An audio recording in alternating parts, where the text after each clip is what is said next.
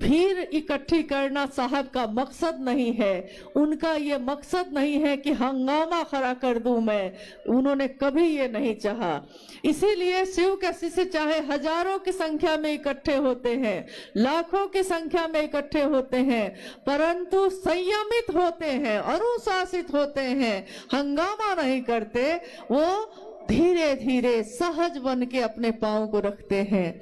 उन्होंने कहा कि दूसरा सूत्र ध्यान की अनुपम विधा है। ये एक ऐसी विधा है जिसको बोलने वाला जो बोल रहा है उसका मन भी अगर शिव के पास से हट गया वो बोल नहीं सकेगा। सुनने वाले का मन भी अगर शिव की परिधि से बाहर हो गया वो सुन न सकेगा।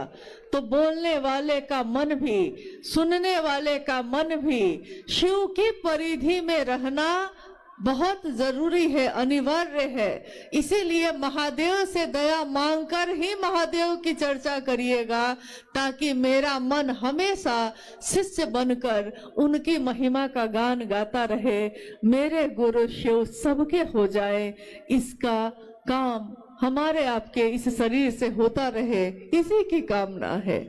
तीसरा सूत्र जिसमें साहब श्री ने कहा कि शिष्यता के भावांतरण के लिए शिव के गुरु स्वरूप को प्रणाम निवेदित करना आवश्यक है। शिष्यता का भावांतरण इसका अर्थ होता है हमारा जो विचार है, अभी जो मैंने विचारों में शिव को गुरु बनाया है, ये मेरा स्वभाव बन जाए, मेरा शिष्य भाव बन जाए। मैं शिष्य का भाव लेकर जगत में उतरूं, व्यष्टि का नकाब हटाकर समष्टि की ओर चलूं। मैं जो एक व्यक्ति हूँ, मैं जो अमुक व्यक्ति हूँ, मैं शिव का शिष्य बनकर जगत में, समष्टि में, समाज में, दुनिया में उतरूं जो मेरे हृदय में है। अगर मेरे हृदय में शिव की रोशनी का दिया, शिव के ज्ञान का दिया जल रहा है, तो मैं उस ज्ञान के दिए को लेकर धरती पे उतरूं, समाज में उतरूं, ताकि समाज में जो आध्यात्मिक और मानसिक अंधेरा छाया हुआ है उसमें रोशनी लाई जा सके। वो अंधेरा स्वतः दूर हो जाता है रोशनी के आने से। अंधेरा रहता ही है, हमेशा रहता है, शाश्वत है वो, परंतु एक रोशनी की किरण आते ही तमाम अंधेरे दूर हो जाते हैं। जिस तरह परसों जब हम लोग पटना उतरे, रांची से पटना आए, पटना से मुजफ्फरपुर पहुंचे, परसों हम लोग जब उतरे तो चारों तरफ कुहासा ही कुहासा था, चारों तरफ अंधेरा ही अंधेरा दिख रहा था। गाड़ी जो चल रही थी उसकी रोशनी भी बड़ी मुश्किल से कुछ दूर तक दिख रही थी, और उसी समय से हम लोग मन ही मन इस बात की प्रार्थना करने लगे कि महादेव का काम है, पता नहीं महादेव की दया कैसी होगी, कैसे इस कार्यक्रम को निकाला जा सकेगा, लोग कैसे सुरक्षित आएंगे, लोग कैसे जाएंगे। कहीं मैदान में अगर थोड़ी दूर भी दिखाई न दिया तो लोगों को कितनी असुविधा हो जाएगी। तो मन ही मन हम सब ने महागुरु महादेव से प्रार्थना की, महादेव की असीम दया से आज सुबह से मौसम देखिए कैसा है। आज सुबह से अपने सूरज अपनी रोशनी को बिखेर रहा है। उस सूरज को धन्यवाद है जिसने शिव के शिष्यों की मदद की, जिसने शिव की शिष्यता की इस पावन जलधारा को और अपनी तपिश देकर और सुंदर कर दिया। महादेव की दया पल प्रतिपल चमत्कार के रूप में हमारे आपके जीवन में उतर रही है, परंतु हम देखना नहीं चाहते। हमारे सामने पल प्रतिपल हम जीवित हैं, सांस लेते हैं। ये दुनिया का सबसे बड़ा चमत्कार है। एक कैमरा जो सामने लगा है उसके लेंस की भी एक क्षमता है, इंसान के आंखों के लेंस की कोई क्षमता नहीं है। कोई कंप्यूटर, कोई मॉनिटर, कोई मोबाइल, उसकी भी एक क्षमता है। इंसान के इस दिमाग की अनंत क्षमता है, क्षमता उसकी सीमित नहीं है। एक धड़कन की क्षमता असीमित है, अनंत है। यानी महादेव ने जो बनाया है, महादेव से बड़ा वैज्ञानिक भी कोई नहीं, महादेव से बड़ा बुद्ध भी कोई नहीं, महादेव से बड़ा वैद्यनाथ भी कोई नहीं, और वो महादेव मेरे आपके गुरु हुए हैं। महादेव के इस गुरु स्वरूप की व्याप्ति हम दुनिया में कर सकें, इसकी कामना करिए। साहब और दीदी का आशीर्वाद सभी शिव शिष्यों के साथ है। कौन कहता है साहब हरिंद्रानंद जी नहीं है? वो हम सभी शिव शिष्यों की धड़कनों में है, हमारी आवाज में है, हमारी सोच में है, हमारे विचार में है, हमारे इस शिष्य भाव की कृतज्ञता में है। वो शिव हमारे दिल में बैठे हैं और हमारे साहब और दीदी दोनों शिव के साथ ही हमारे हृदय में विराजमान है, सदैव रहेंगे। आने वाली पीढ़ी भी उनको कभी भूल न सकेगी। आने वाली पीढ़ी, हमारा शरीर का लय होगा, आपके शरीर का लय होगा, परंतु शिव शिष्यता का लय कभी नहीं होगा। हमारी गणना है 1 साल, 2 साल, 5 साल, 1000 साल, मनवंतरों तक शिव की कोई गणना नहीं है। शिव का कोई साल नहीं, शिव का कोई वर्ष, शिव के दिन, शिव की दोपहर, शिव की शाम नहीं। शिव की शिष्यता अनवरत मनवंतरों तक, जब तक शिव है ये शिष्यता भी चलती रहेगी, पल्लवित पुष्पित होती रहेगी और विश्व में समानता, सहृदयता और शांति के सुमन को खिलाती रहेगी। ये साहब और दीदी का आशीर्वाद है विश्व के मानव को, और ये आशीर्वाद फलीभूत होता ही रहेगा। आइए, आज इस शिव गुरु महोत्सव में मैं देख रही हूँ कि गुरु भाई गुरु बहन थोड़ा कष्ट में है, क्योंकि अनुमान से ज्यादा गुरु भाई गुरु बहनों की उपस्थिति है। मैं आपसे निवेदन करती हूँ कि आप जहाँ हैं वहाँ स्थिर से थोड़ी देर और रहिए। थोड़ी देर अभी कार्यक्रम चलेगा और जल्दी ही हम लोग समापन करेंगे, ताकि शिव के शिष्य सही समय पे अपने गंतव्य, अपने घर को वापस पहुंच सके, सुरक्षित पहुंचे। कभी भी साहब ने ये नहीं चाहा कि शिव के शिष्यों को कष्ट हो, हमेशा उन्होंने आपका, हमारा सुरक्षित जीवन मांगा। इसलिए सभी के जीवन को सुरक्षित रखना भी हमारा कर्तव्य है। आइए हम लोग कुछ जिज्ञासाओं पे बात कर लेते हैं, अगर जिज्ञासा आई है। दीदी से निवेदन है। अच्छा, एक जिज्ञासा आई है। स्वर्णा कुमारी, शिष्ट भाव प्रगाढ़ होकर व्यक्ति के स्वभाव हो जाए, ये स्थिति सामान्य नहीं है। ये शिष्य अनुभूति में साहब ने लिखा है, ये सामान्य नहीं है, ऐसा उन्होंने लिखा। हाँ, शिव शिष्यता का भाव प्रगाढ़ होकर, प्रगाढ़ का अर्थ होता है गहरा, मजबूत, प्रगाढ़ होकर, गहरा होकर, मजबूत होकर मेरा स्वभाव बन जाए। यानी ऐसा नहीं देखा देखी नहीं, मैं नहीं कहता देखा देखी सुनी सुनाई, मैं कहता आंखन देखी। यानी मैं खुद में महसूस कर लूं, मेरा स्वभाव बन जाए शिष्य का भाव। इसी के लिए, शिष्यता के भावांतरण के लिए ही उन्होंने तीसरा सूत्र दिया है, शिष्य भाव मेरा स्वभाव बन जाए। जिस तरह मेरा स्वभाव है, मैं किसी की पुत्री हूँ, मैं किसी की बेटी, किसी की पत्नी, किसी की बहू, किसी की माँ हूँ, ये मेरा स्वभाव है।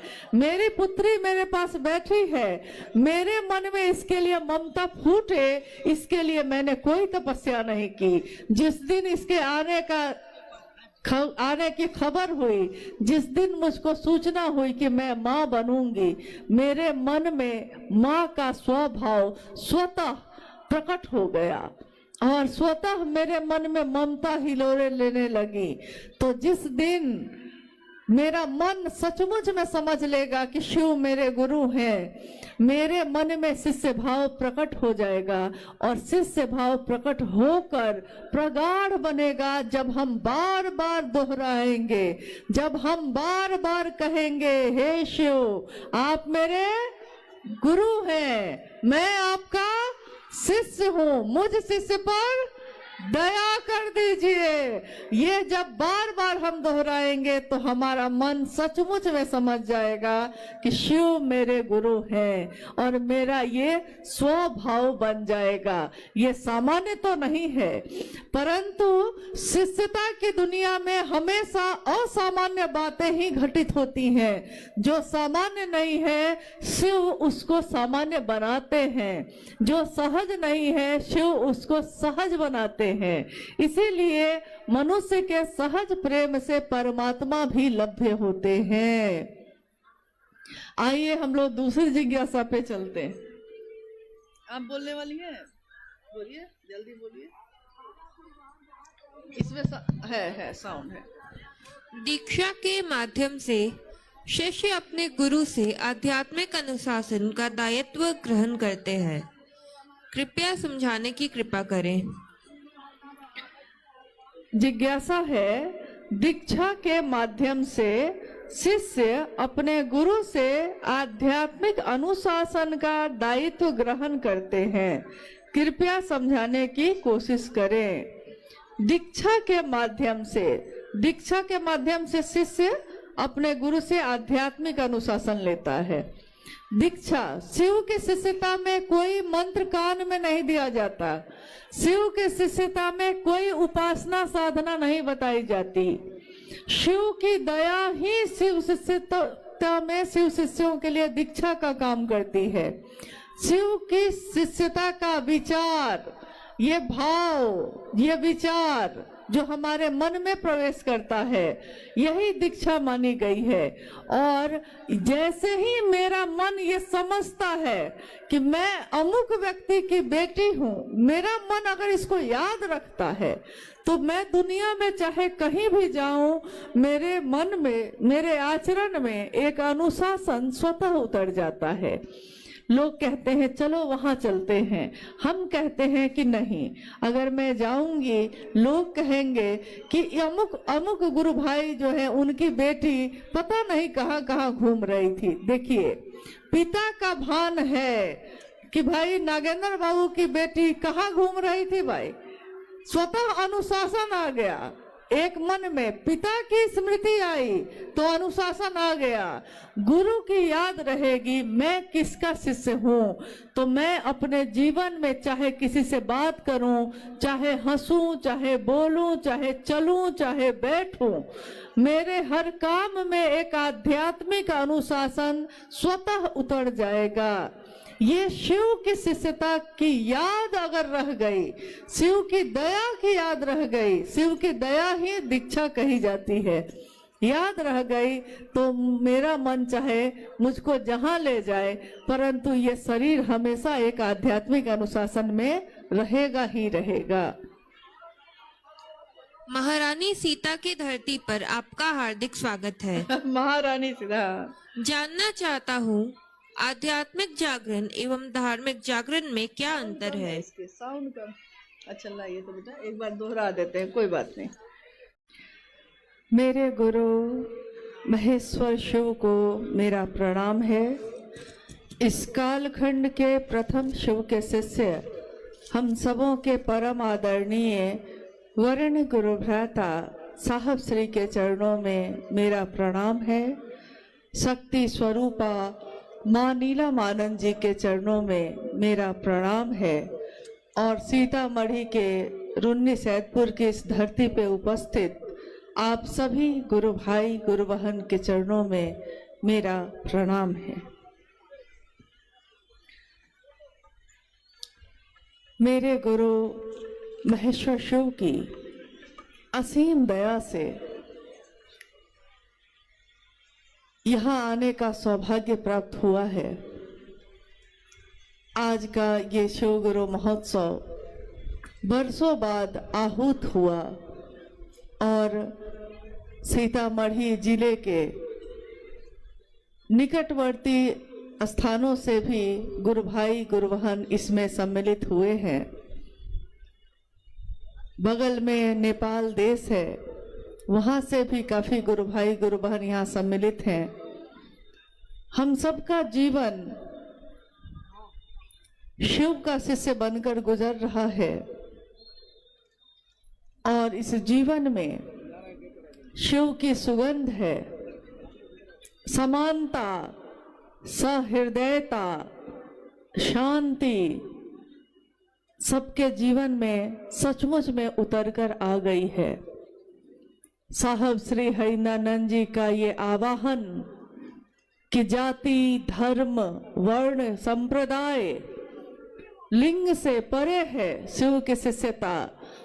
जहाँ सभी चीजें खत्म हो जाती हैं, जहाँ सभी संकीर्णताएं तिरोहित हो जाती हैं, वहीं से शिव की शिष्यता शुरू होती है।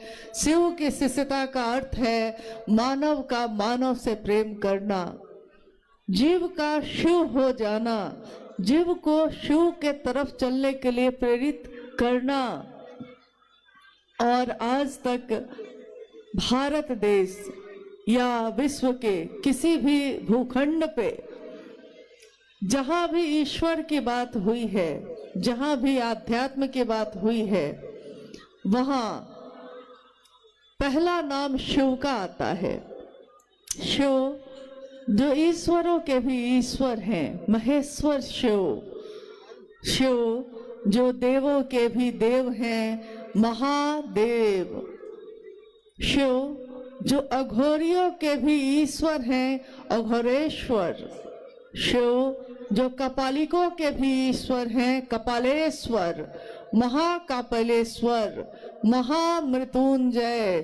काल भी जिससे नियंत्रित होता है, भय को भी जिससे भय लगता है, महाकाल, महाभैरव, नटराज शिव। शिव के अनेक स्वरूप हैं, शिव के अनेक रूप हैं। जिस रूप में जिसने शिव को जाना, उसने शिव को वैसा ही प्यार दिया, वैसा ही प्यार पाया भी। शिव का एक रूप है जगत गुरु, शिव का रूप। जब भारत देश में संकीर्णता, अज्ञानता और रूढ़ियों के पास से ये बंधा हुआ था, कहीं भी कोई रोशनी की किरण नहीं दिख रही थी। पूरा विश्व अध्यात्म के संक्रांति काल से गुजर रहा था। उस काल में सन 1980 के दशक में शिव के शिष्य साहब हरिनानंद जी ने आवाहन किया जगत के लोगों को कि जगत का एक एक व्यक्ति शिव का शिष्य हो सकता है। आइए भगवान शिव को अपना गुरु मानते हैं। साहब श्री ने कहा शिव जन जन के गुरु हैं, मेरे हैं, आपके भी हो सकते हैं। मैंने परीक्षा की है, आपकी परीक्षा भी प्रार्थनीय है। उन्होंने प्रार्थना की, उन्होंने ये नहीं कहा कि मैं कह रहा हूँ इसलिए मान जाओ। उन्होंने कहा कि मैंने पिछले 8 वर्षों में, जब से मैंने शिव को गुरु माना, परीक्षा ही परीक्षा की अपने गुरु की। कहते हैं गुरु शिष्य की परीक्षा करते हैं, परंतु शिव के शिष्य ने शिव को गुरु बना तो लिया और शिष्य ही गुरु की परीक्षा कर रहा है। पिछले 8 वर्षों में साहब श्री ने देखा कि जो वो सोच रहे हैं सो हो जाता है, जो वो कहते हैं वो घटित हो जाता है। यहाँ तक कि जो उनकी सोच है दूसरों को शिव की तरफ बढ़ाने की, जो अंतः प्रेरणा जगी है उनके मन में, ये अंतः प्रेरणा कि अगर यदि विश्व का मानव, संपूर्ण मानवीय सृष्टि अगर अपना शिष्य भाव देती है शिव को गुरु मानकर, तो विश्व गुरु शिव को विश्व के मानव के अभ्युदय का भार, उसका उत्तरदायित्व लेना ही पड़ेगा। साहब श्री ने कहा कि मैंने देखा है शिव से सुंदर कुछ भी नहीं, शिव से अच्छा कुछ भी नहीं, शिव से बड़ा मित्र नहीं, शिव से बड़ा कुछ भी इस धरती पे नहीं है। शास्त्रों ने लिखा कि नास्ति सर्व समो देवो, नास्ति सर्व समा गति, यानी शिव से बड़ा कोई देव नहीं है, शिव से बड़ी कोई गति नहीं है। नास्ति सर्व समो रणे, नास्ति सर्वसमो दाने। शिव से बड़ा कोई योद्धा नहीं है, शिव से बड़ा कोई दानी नहीं है। अगर महादानी कोई है भी तो शिव है। और साहब श्री शिव के शिष्य ने कहा, नास्ति सर्व समो गुरु, शिव से बड़ा कोई गुरु नहीं। अगर कोई धरती पे गुरु है, उसका भी कोई गुरु है, उसका भी कोई गुरु है, तो सबसे अंत पड़ेगा, सबसे आदि होगा, आदि गुरु शिव।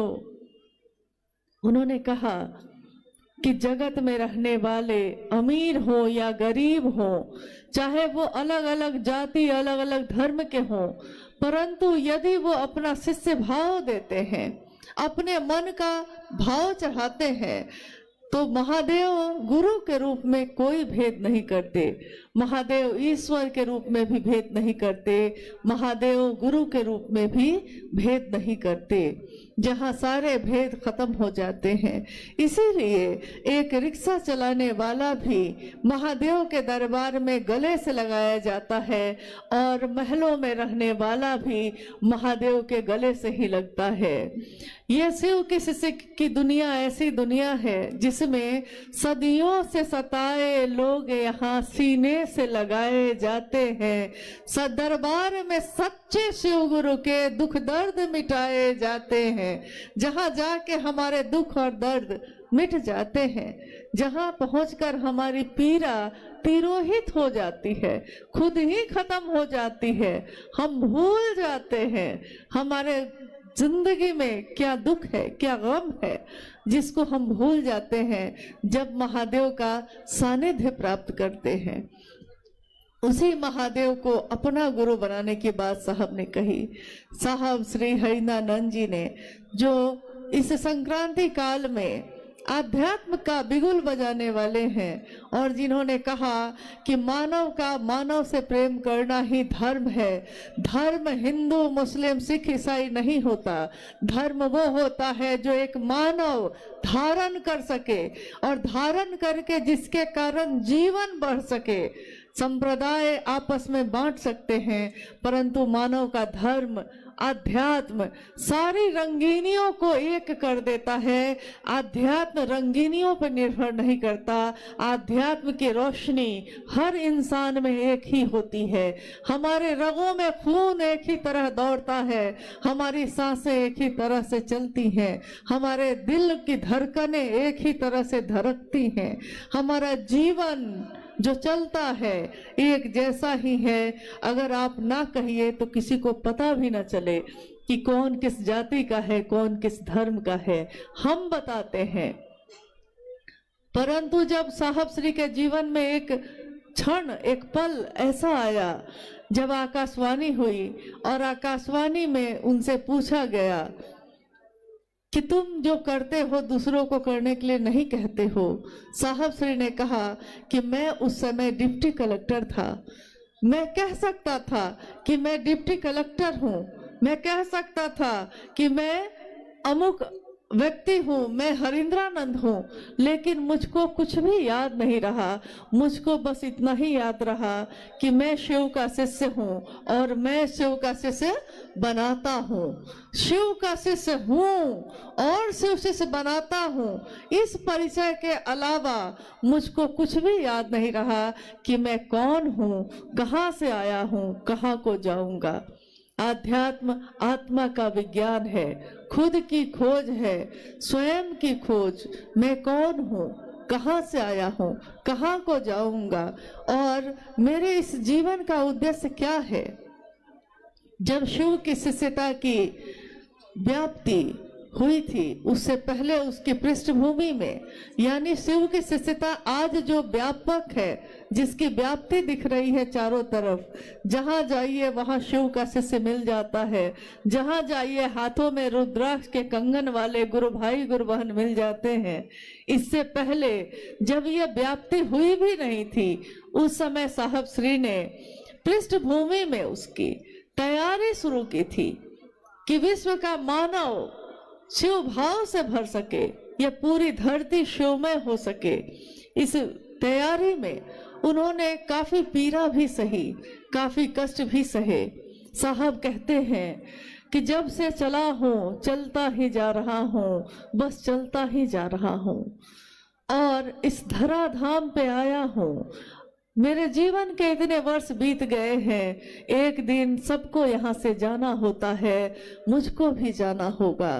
धराधाम से सबको जाना ही पड़ता है, परंतु मैं जब से यहाँ आया हूँ मैंने अपने जीवन में इसके सिवा कुछ भी और नहीं चाहा कि शिव हमारे आपके सबके गुरु हो जाए। मैंने चतुष्टय कोई कामना नहीं की। मैंने अर्थ, धर्म, वित्त, काम, मोक्ष किसी चीज की कामना नहीं की। मेरे मन में एक ही कामना है कि हर व्यक्ति सचमुच में शिव का शिष्य बन जाए। इसके सिवा मैंने शिव से कुछ नहीं मांगा। दुनिया ने शिव से मांगा, दुनिया ने शिव से अपनी मनोकामनाओं की पूर्ति मांगी। उन्होंने उपवास किया, साधना की, उपासना की, मंत्रों का जप किया और महादेव से मांगा। महादेव ने औढ़रदानी के रूप में, ईश्वर के रूप में, समदर्शी होने के रूप में सब कुछ दिया, परंतु महादेव का एक रूप जो ज्ञान देता है, जो ज्ञान दाता का स्वरूप है, उससे विश्व के मानव नहीं जुड़े। साहब कहते हैं कि मुझको पीड़ा है इस बात की, जब इतना सुंदर गुरु है तो क्यों नहीं शिव को ही अपना गुरु बनाया जाता है। और गुरु कोई हो, चाहे वो शरीर में हो, चाहे वो शरीर से परे सूक्ष्माति सूक्ष्म स्वयं ईश्वर हो, गुरु भेद नहीं करता। जो शिष्य बन के जाता है वो किसी जाति का हो, किसी धर्म का हो, किसी वर्ण का हो, अमीर हो, गरीब हो, कोई हो, गुरु ज्ञान देने की जिम्मेदारी वहन करते हैं और कोई भी शिष्य बनकर शिव को गुरु बना सकता है। इसीलिए आज शिव की शिष्यता में हर धर्म के लोग शामिल हो रहे हैं बहुत तीव्र गति से, क्योंकि हमारी जड़ वही है। आज टहनियां हैं, पत्ते हैं, वृक्ष की शाखाएं, प्रशाखाएं फूट रही हैं, परंतु उसकी जड़ तो एक ही है। हमारी उत्पत्ति का मूल एक ही है, हमको जाना भी एक ही जगह है। तो जो शिव जगत के गुरु के रूप में आज विराजमान है, हम आज उनको अपना गुरु बनाकर अपने जीवन को धन्य मानते हैं। कभी हमने सुना था कि राजा भगीरथ ने, जिनके बारे में आपने सुना था या सुना होगा, अपने बड़े बुजुर्गों से सुना होगा, शास्त्रों में पढ़ा होगा, किताबों से जाना होगा, कहानियां सुनी होंगी कि जब माँ गंगा का अवतरण हुआ था यहाँ धरती पे, जब माँ गंगा यहाँ नहीं थी उससे पहले की घटना है कि एक राजा हुए भगीरथ। राजा भगीरथ के पूर्वज सबका संहार हो गया, सब मृत्यु को प्राप्त हुए, परंतु किसी का उद्धार नहीं हो रहा था। जब उद्धार नहीं हुआ तो लोगों ने सुझाव दिया राजा भगीरथ को कि अगर आकाश गंगा से गंगा नदी धरती पे उतर जाए और उसकी पावन जलधारा में आपके पूर्वजों की अस्थियां अगर भींग जाए, उसमें प्रवाहित हो जाए, तो सबको उद्धार हो जाएगा। लेकिन ये काम बड़ा कठिन है। मात्र माँ गंगा को जमीन पे उतारने की बात हो रही थी, लेकिन बात बड़ी कठिन है, बहुत मुश्किल है, इतना आसान नहीं है। तो राजा भगीरथ ने तपस्या शुरू की माँ गंगा की। कितने वर्षों के कठोर तपस्या के बाद गंगा प्रकट होती हैं। राजा भगीरथ गंगा से कहते हैं कि माँ आप धरती पे उतर आइए, मेरे पूर्वजों का उद्धार होगा। माँ गंगा कहती हैं, क्योंकि उस समय उनके जल में, उनके जल की धारा में बड़ा प्रवाह है, बहुत तेज है, बहुत तीव्र है वो। तो उन्होंने कहा कि भगीरथ मैं उतर तो आऊं धरती पे, परंतु धरती में इतनी ताकत नहीं है कि वो मेरे इतने तीव्र, इतनी तेज गति को बर्दाश्त कर सके। अगर मैं इस गति से उतरी धरती पे तो पूरी धरती डूब जाएगी, कुछ भी बचेगा नहीं। इसलिए मैं उतरना तो चाहती हूँ, उतर नहीं सकती, मेरी गति बहुत तीव्र है, इसको पृथ्वी धारित नहीं कर सकेगी। अब भगीरथ बड़े निराश हुए, तो सबने उनसे कहा कि भाई जब सब जगह से हार जाता है कोई तो वो शिव की शरण में जाता है। अब महागुरु महादेव ही, वो शिव ही आपके इस पीड़ा का समाधान कर सकते हैं, आप उनकी तपस्या करिए। कहानी है कि राजा भगीरथ ने शिव की तपस्या शुरू की। घनघोर तपस्या करते करते एक दिन शिव प्रकट होते हैं, पूछते हैं भगीरथ क्या चाहिए। भगीरथ कहते हैं कि मुझको माँ गंगा को उतारना है जमीन पे, मगर वो कहती है कि मेरी गति इतनी तेज है कि धरती बर्दाश्त नहीं कर सकेगी महादेव, अब मैं क्या करूं। महादेव ने कहा बस इतनी सी बात है, ये कौन सी बड़ी बात मांगी तुमने। और कहानी है, घटना है कि शिव ने अपनी जटाओं को खोला है और माँ गंगा को कहा है कि उतरो, अपनी तीव्र गति के साथ उतरो, तुम में जितना तेज है, जितनी गति है, उस गति के साथ उतरो। गंगा तीव्र गति से उतरती है, तेज से, अहंकार से भरी हुई कि मुझसे बड़ी गति, मुझसे बड़ा तेज किसी में नहीं है, उतरती चली जाती हैं, शिव की जटाओं में समाती चली जाती हैं और शिव अपनी जटाओं को बांध लेते हैं। गंगा उस जटा में अंदर ही समाहित रह जाती हैं। अब भगीरथ फिर परेशान हुए। भगीरथ ने कहा कि शिव भगवान, आपने तो माँ गंगा को उतारा परंतु अपनी जटाओं में बांध लिया, फिर मेरा क्या फायदा हुआ, मेरे पूर्वजों का उद्धार तो नहीं हुआ। तो कहते हैं, कहानी है ये, कहते हैं कि शिव ने अपनी जटा का थोड़ा सा हिस्सा, बस थोड़ा सा हिस्सा खोला है और गंगा जो इतनी तेज से उतरी थी धरती की तरफ, धीरे धीरे धीरे धीरे पतली सी गंगोत्री में उनकी धारा है, पतली सी धारा धीरे धीरे धीरे धीरे धरती पे उतरी है और आगे जाकर बहुत चौड़ी होती चली गई है, लेकिन वो प्रवाह शांत हो गया है। तो आज भी लोग भगीरथ का नाम लेते हैं, आज भी लोग कहते हैं कि हे भगीरथ राजा ऐसे थे जिन्होंने गंगा को उतारा, शिव की जटाओं में, शिव की जटाओं से गंगा धरती पे उतरी। आप गौर कीजिए साहब हरिंद्रानंद जी ने क्या किया। साहब हरिंद्रानंद जी ने अपने मन को साधा, उन्होंने शरीर से कोई तपस्या न की, लेकिन उन्होंने अपने मन को तपा दिया इस बात के लिए कि शिव, साक्षात शिव धरती पे उतर जाए। एक गंगा को उतारने में तो भगीरथ की हालत खराब हो गई और यहाँ स्वयं शिव को ही जमीन पे उतारने की बात उन्होंने की। स्वयं शिव जब जमीन पे उतरते हैं तो जगत का एक एक व्यक्ति शिव बन के चलता है। वो बोलता है तो लगता है शिव बोल रहे हैं, उसको देख के लगता है कि शिव को देखा जा रहा है। शिव अपनी शक्तियों से जाने जाते हैं, शक्तियां ही शक्तियां हैं शिव की, परंतु संयमित हैं, किसी का तेज नहीं, किसी की गति तीव्र नहीं, सारे लोग शांत हैं, अनुशासित हैं और संयमित हैं। स्वागत करते हैं हम उस युग पुरुष का, स्वागत करते हैं हम अपने साहब हरिंद्रानंद जी का। स्वागत है हे युग पुरुष तुम्हारा, तुमने जमीन पे शिव गुरु को उतारा, तुमने उस शिव को सबके लिए उतारा। एक भगीरथ ने अपने पूर्वजों के उद्धार के लिए उतारा था, साहब हरिनानंद जी ने पूरे विश्व के लिए उतारा। उन्होंने कोई भेद नहीं किया। जिस तरह शिव भेद नहीं करते, शिव के लोग भी भेद नहीं करते।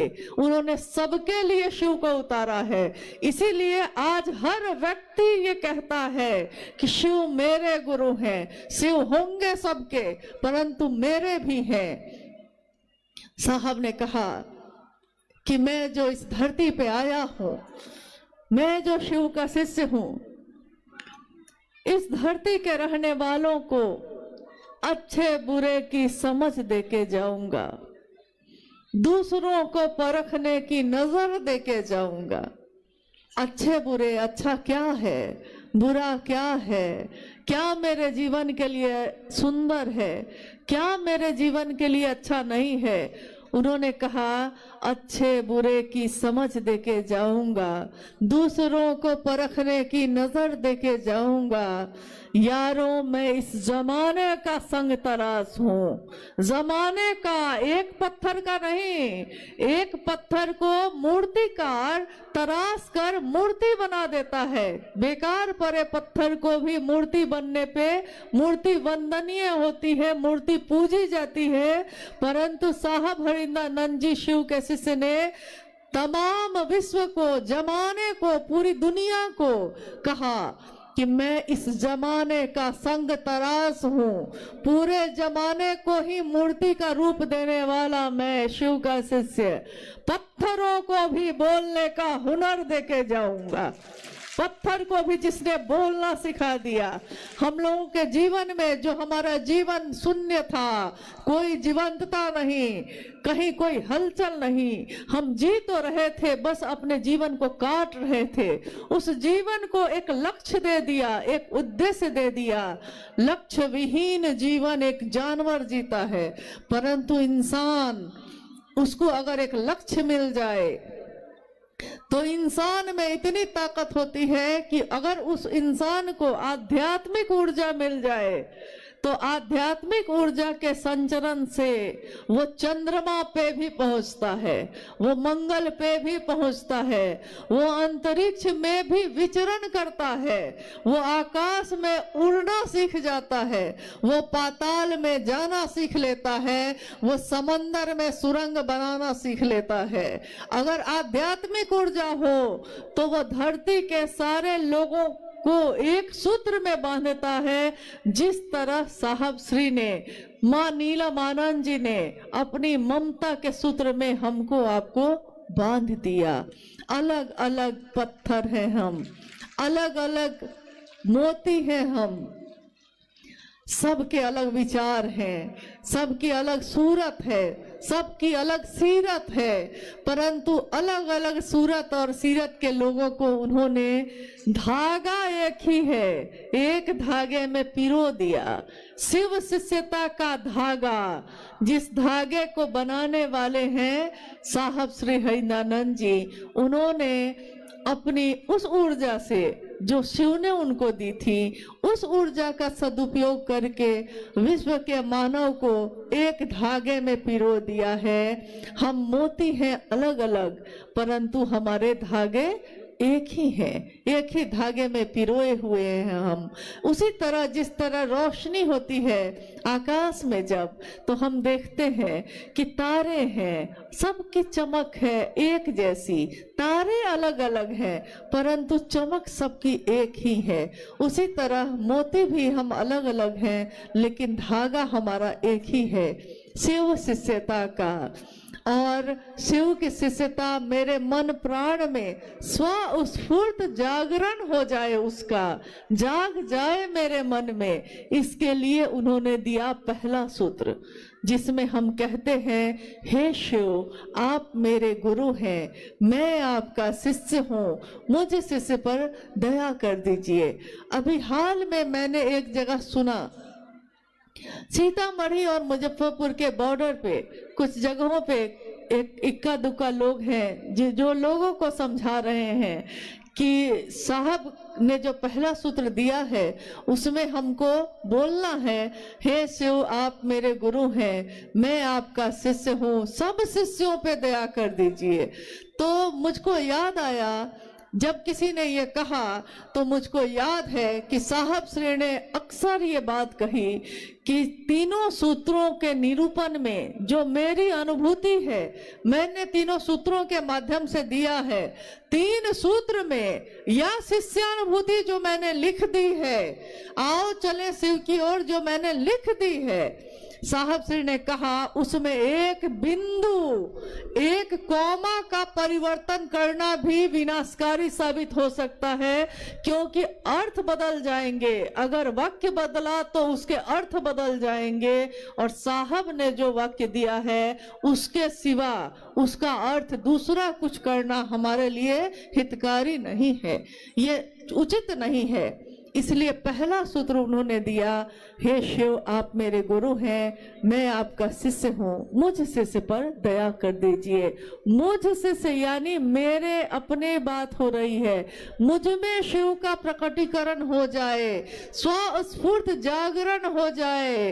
इस जागरण के लिए शिव की शिष्यता में पहला सूत्र है। दूसरा सूत्र भी हम जब करते हैं, महादेव की चर्चा, महादेव की चर्चा की धूम है। महादेव की चर्चा में चर्चा महादेव के लिए की जाती है, चर्चा सुनी भी जाती है महादेव के लिए, कही भी जाती है महादेव के लिए। यहाँ कोई गुरु नहीं है, यहाँ कोई विद्वान नहीं है, यहाँ कोई प्रवचन करता नहीं है, यहाँ शिव के शिष्य जमा हुए हैं, शिव की बात हो रही है। शिव की चर्चा कहना और सुनना शिव के लिए होता है, ये तमाशा नहीं है। भीड़ इकट्ठी करना साहब का मकसद नहीं है, उनका ये मकसद नहीं है कि हंगामा खड़ा कर दूं मैं, उन्होंने कभी ये नहीं चाहा। इसीलिए शिव के शिष्य चाहे हजारों की संख्या में इकट्ठे होते हैं, लाखों की संख्या में इकट्ठे होते हैं, परंतु संयमित होते हैं, अनुशासित होते हैं, हंगामा नहीं करते, वो धीरे धीरे सहज बन के अपने पांव को रखते हैं। उन्होंने कहा कि दूसरा सूत्र ध्यान की अनुपम विधा है। ये एक ऐसी विधा है जिसको बोलने वाला जो बोल रहा है उसका मन भी अगर शिव के पास से हट गया वो बोल नहीं सकेगा। सुनने वाले का मन भी अगर शिव की परिधि से बाहर हो गया वो सुन ना सकेगा।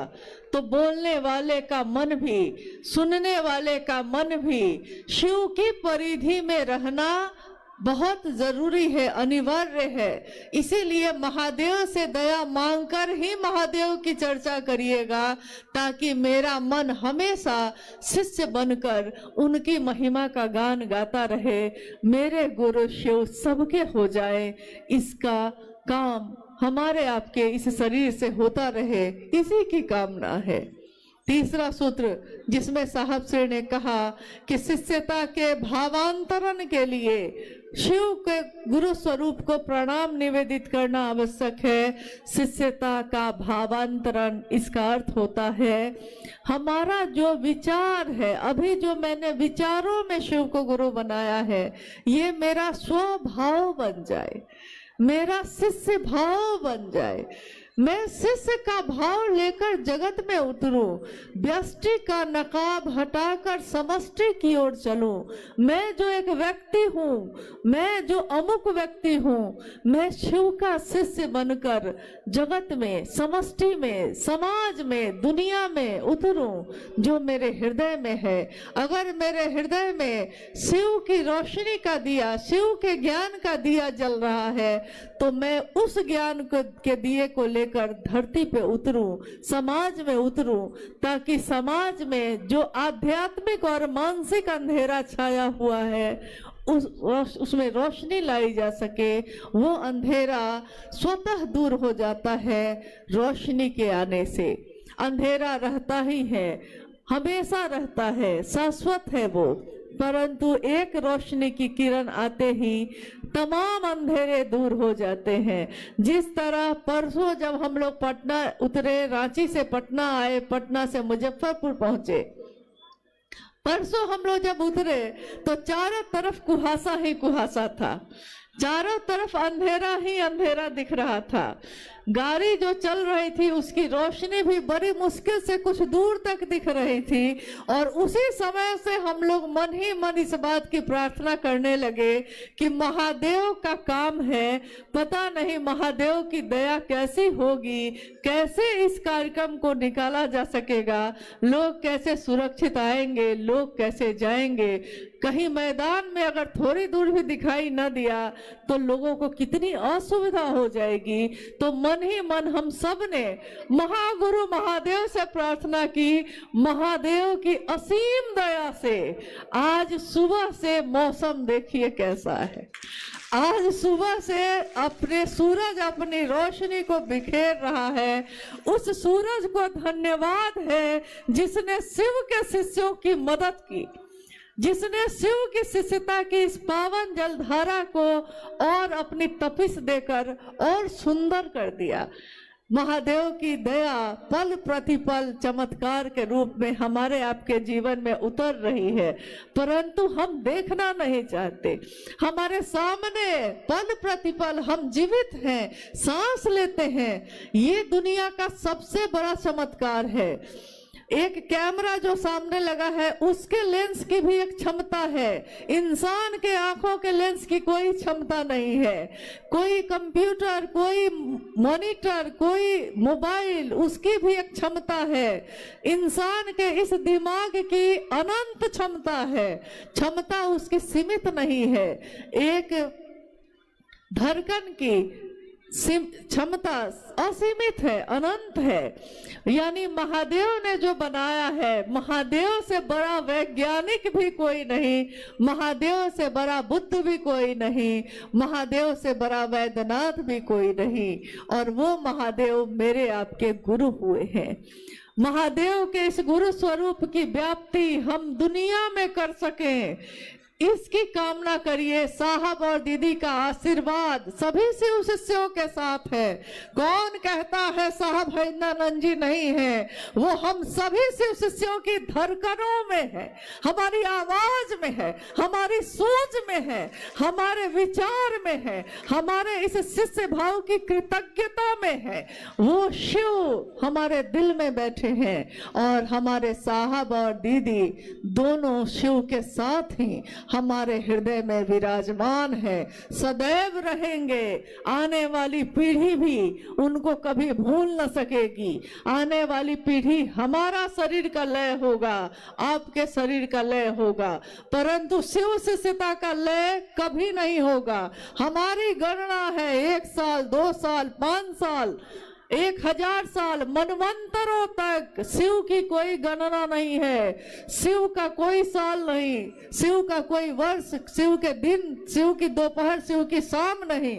शिव की शिष्यता अनवरत मनवंतरों तक, जब तक शिव है ये शिष्यता भी चलती रहेगी, पल्लवित पुष्पित होती रहेगी और विश्व में समानता, सहृदयता और शांति के सुमन को खिलाती रहेगी। ये साहब और दीदी का आशीर्वाद है विश्व के मानव को, और ये आशीर्वाद फलीभूत होता ही रहेगा। आइए आज इस शिव गुरु महोत्सव में मैं देख रही हूँ कि गुरु भाई गुरु बहन थोड़ा कष्ट में है, क्योंकि अनुमान से ज्यादा गुरु भाई गुरु बहनों की उपस्थिति है। मैं आपसे निवेदन करती हूँ कि आप जहाँ हैं वहाँ स्थिर से थोड़ी देर और रहिए। थोड़ी देर अभी कार्यक्रम चलेगा और जल्दी ही हम लोग समापन करेंगे, ताकि शिव के शिष्य सही समय पे अपने गंतव्य, अपने घर को वापस पहुंच सके, सुरक्षित पहुंचे। कभी भी साहब ने ये नहीं चाहा कि शिव के शिष्यों को कष्ट हो, हमेशा उन्होंने आपका हमारा सुरक्षित जीवन मांगा। इसलिए सभी के जीवन को सुरक्षित रखना भी हमारा कर्तव्य है। आइए हम लोग कुछ जिज्ञासाओं पे बात कर लेते हैं, अगर जिज्ञासा आई है। जी, दीदी से निवेदन है। अच्छा, एक जिज्ञासा आई है।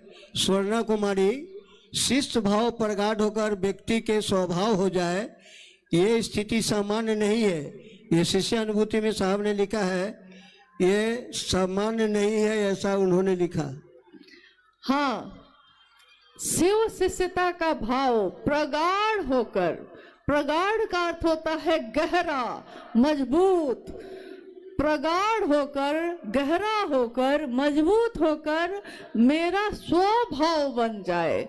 यानी ऐसा नहीं देखा देखी नहीं, मैं नहीं कहता देखा देखी सुनी सुनाई, मैं कहता आंखन देखी, यानी मैं खुद में महसूस कर लूं, मेरा स्वभाव बन जाए शिष्य का भाव।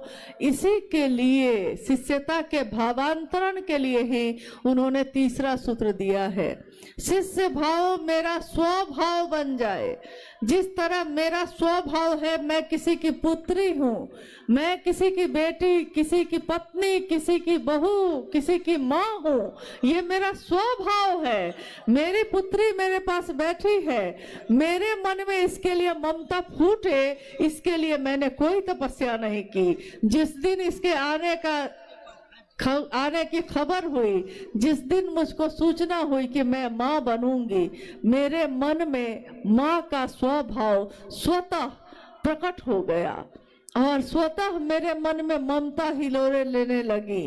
तो जिस दिन मेरा मन सचमुच में समझ लेगा कि शिव मेरे गुरु हैं, मेरे मन में शिष्य भाव प्रकट हो जाएगा और शिष्य भाव प्रकट होकर प्रगाढ़ बनेगा। जब हम बार बार दोहराएंगे, जब हम बार बार कहेंगे, हे शिव आप मेरे गुरु हैं, मैं आपका शिष्य हूँ, मुझ शिष्य पर दया कर दीजिए।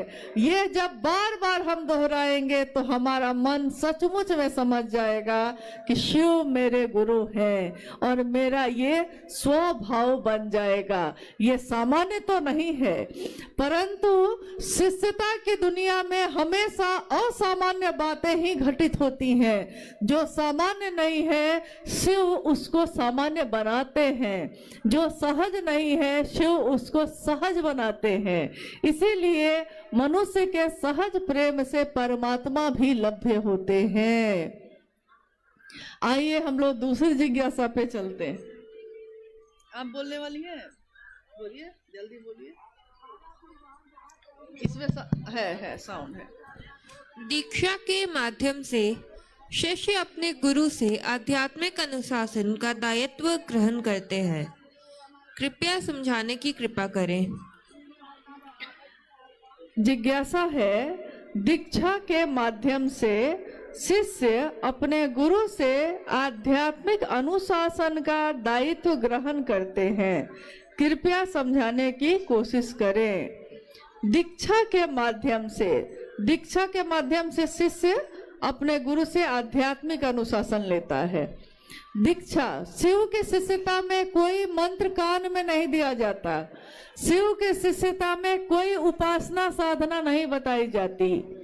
शिव की दया ही शिव शिष्यता में शिव शिष्यों के लिए दीक्षा का काम करती है। शिव की शिष्यता का विचार, ये भाव, ये विचार जो हमारे मन में प्रवेश करता है, यही दीक्षा मानी गई है।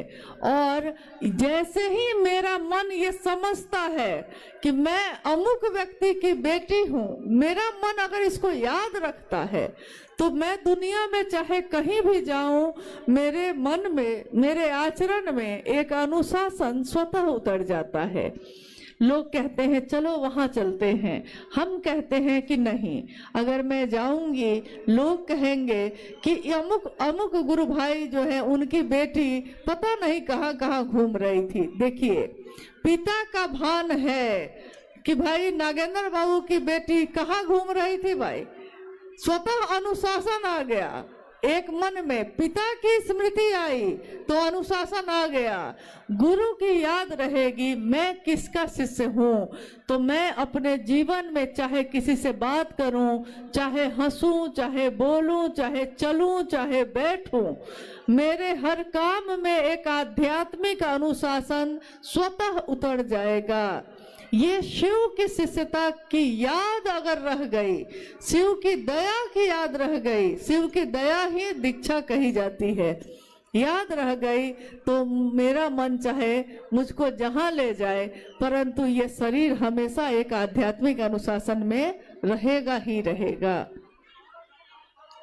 महारानी सीता की धरती पर आपका हार्दिक स्वागत है। महारानी सीता, जानना चाहता हूँ आध्यात्मिक जागरण एवं धार्मिक जागरण में क्या अंतर है? इसके साउंड का अच्छा ये तो बेटा एक बार दोहरा देते हैं, कोई बात नहीं। अच्छा कोई बात नहीं, ऐसा है। एक जिज्ञासा आई है कि महारानी सीता की धरती पे आपका स्वागत है। जानना चाहता हूं कि आध्यात्मिक जागरण एवं धार्मिक जागरण में क्या अंतर है। शिव की शिष्यता क्या है? शिव की शिष्यता एक जागरण है व्यक्ति के आध्यात्मिक और मानसिक दोनों तल का।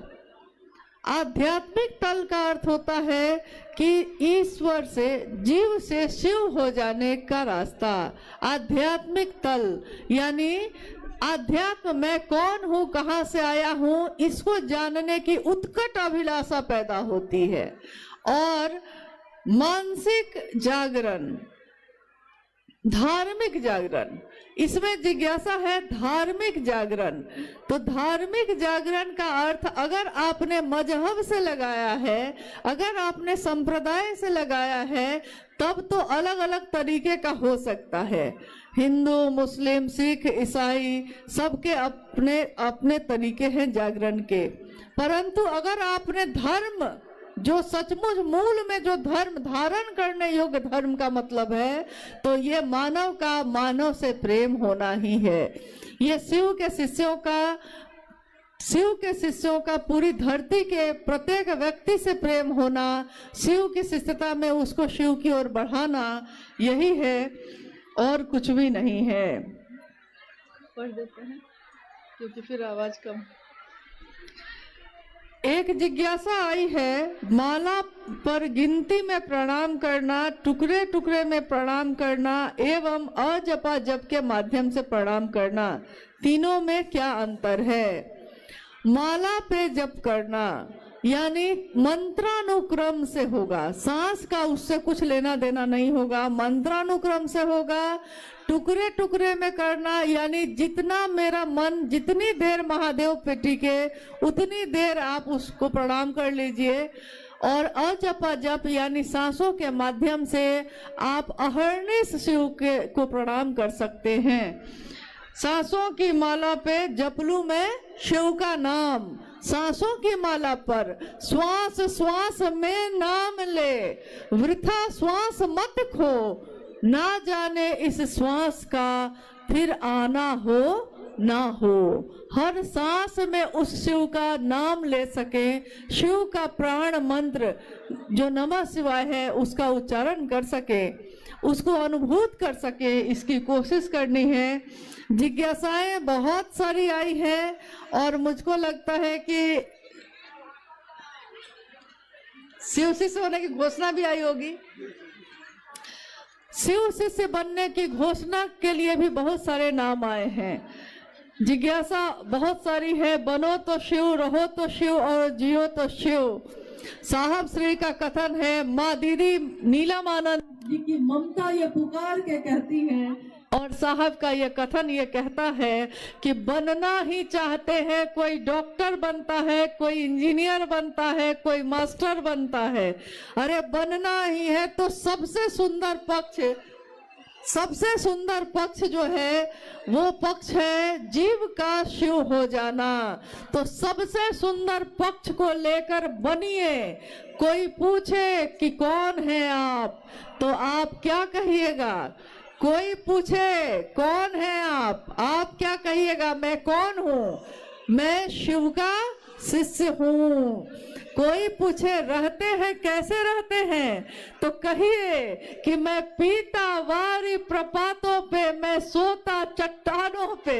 जैसे शिव बैठे हैं चट्टानों पे, जैसे शिव न्यूनतम व्यवस्था में भी सुखी रहा जा सकता है सिखाते हैं। जो तीनों लोगों का वैभव देने वाले शिव हैं, वो सिखाते हैं कि न्यूनतम व्यवस्था में भी सुखी रहा जा सकता है। जियो तो शिव, जियो यानी जीवन को जीने की कोशिश करिए। मौत तो आनी ही है, एक दिन आके रहेगी। मौत महबूबा है, अपनी एक दिन गले से लगाएगी, परंतु जीने की कोशिश करिए। चाहे थोड़ी भी सुविधा हो, जीना आपका जीवन सबसे बेशकीमती है। जीवन को जीने के लिए उस महागुरु महादेव से दया मांगिए, प्रार्थना करिए। बहुत सारे नामों की घोषणा यहाँ आई है और इतने नाम को बोलना संभव नहीं है। आज के इस शिव गुरु महोत्सव में, जिसमें सभी शिव के शिष्य शामिल हुए हैं, इसमें आने वाले सभी लोगों से मैं निवेदन करूंगी कि जब वो यहाँ से लौटें तो बहुत धीरे धीरे आराम से, किसी को धक्का मत दीजिएगा, बिल्कुल आराम से, धीमे धीमे कदमों से, धीरे धीरे पहले पीछे के लोग, फिर धीरे धीरे इधर के लोग जाएंगे, तब तक वो बैठे रहेंगे। और घोषणा है, जितने भी नाम इस गुरु के मंच पे आए हैं, उन सभी नामों की घोषणा हम लोग करते हैं कि आज और अभी से इन सभी भाई और बहनों ने महेश्वर शिव को अपना गुरु बनाया है। इनके नाम की घोषणा शिव के अंतरिक्ष साम्राज्य में प्रेषित की जाती है। कृपया दर्ज हो। जागो जागो महादेव। बहुत धीमे धीमे आप सब यहाँ से प्रस्थान करेंगे। आप सभी के चरणों में मेरा प्रणाम है।